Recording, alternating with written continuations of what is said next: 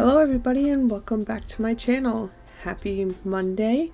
Hopefully everyone has enjoyed a day off. If you had to go to work today, sorry, I did. So that's why this is a little bit late. I actually meant to record this last night, but it was Valentine's Day, so I was spending that time with my husband, and then I lost track of time, and then it was bedtime. So here we are now. Yeah.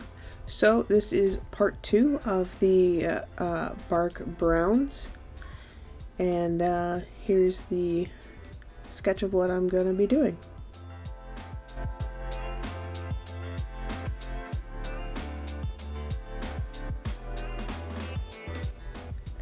I know I've said in previous videos that the more I use these inks, the more I enjoy using them, and each set it kind of becomes a little bit more of a favorite, but that is true. Like last time I really liked doing the shadowy blues, and the flower was my favorite, and just utilizing certain effects that you can do with the inks, just like watercolor, especially the wet on wet, and letting it bleed in and seeing where it goes.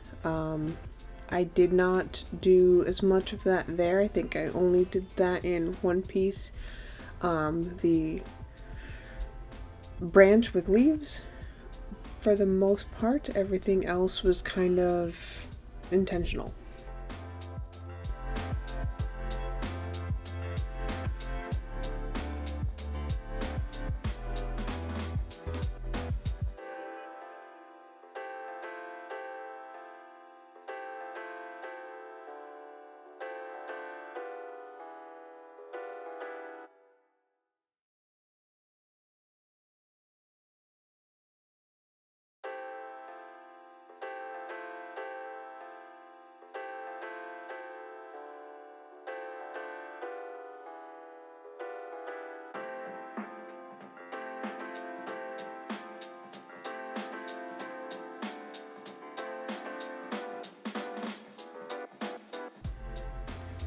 The needle and thread drawing was really my favorite through all of this. It was the one I was the most excited to do. I really don't recall what made me think of it. I was just trying to come up with different things to use these color schemes, and green thread worked, and because it's a bunch of browns, it's a wood needle. The barrels portion I had really been wanting to do for a while.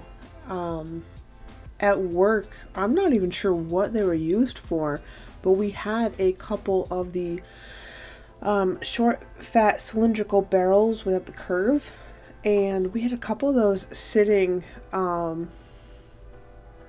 where I work for what really felt like months. I'm not sure how long they were actually there. They're not there anymore, but I'd never seen barrels like that, and I always thought they were interesting, and it was something I had wanted to draw.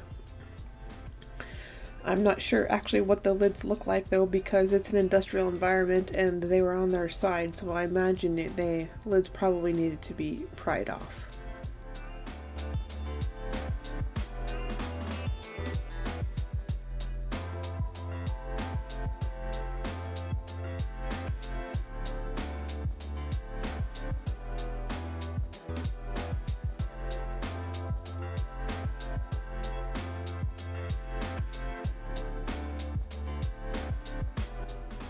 Inking with the Pentel pocket brush has really become something that I enjoy, but I have lately been looking into ways to refill it. I don't want to have to use their disposable cartridges every time.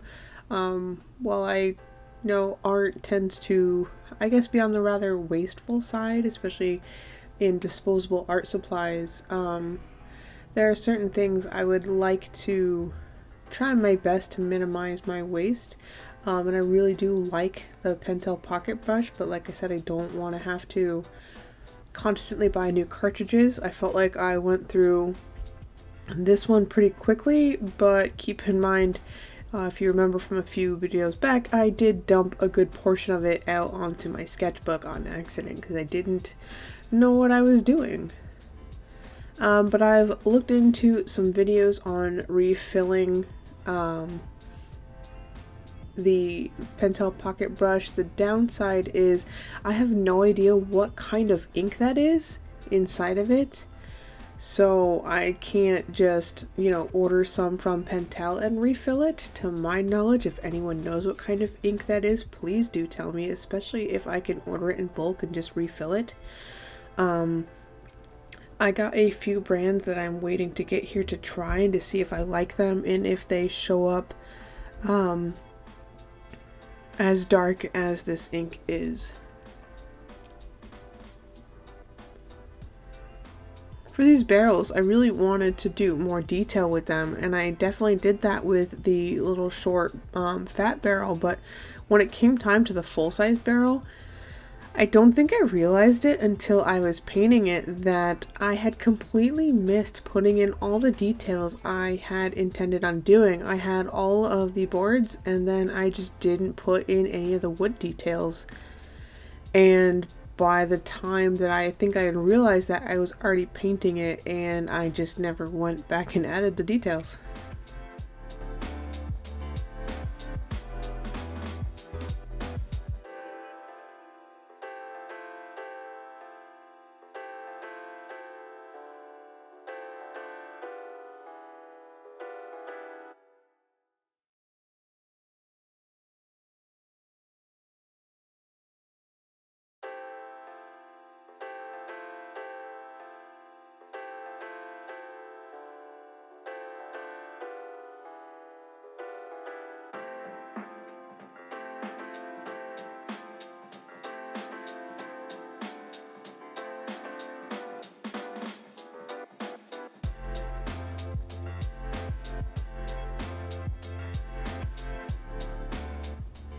I would say on average, I really liked this whole page, with the exception of the bottom left corner, which is just something I need more practice on, but I tried, I think it's called painting in the negative.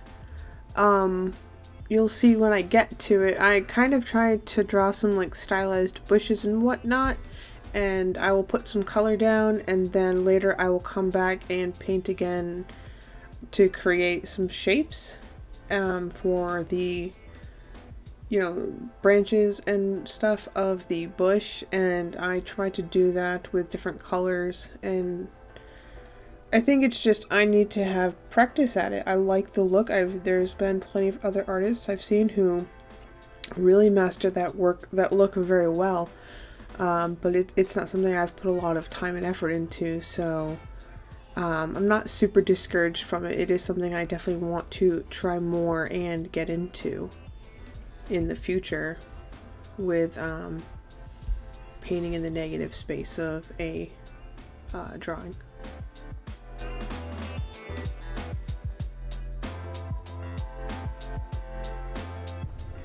So for the most part, I don't really have much to talk about at the moment for where the video is. I'm just going to let the music play and I will meet you near the end.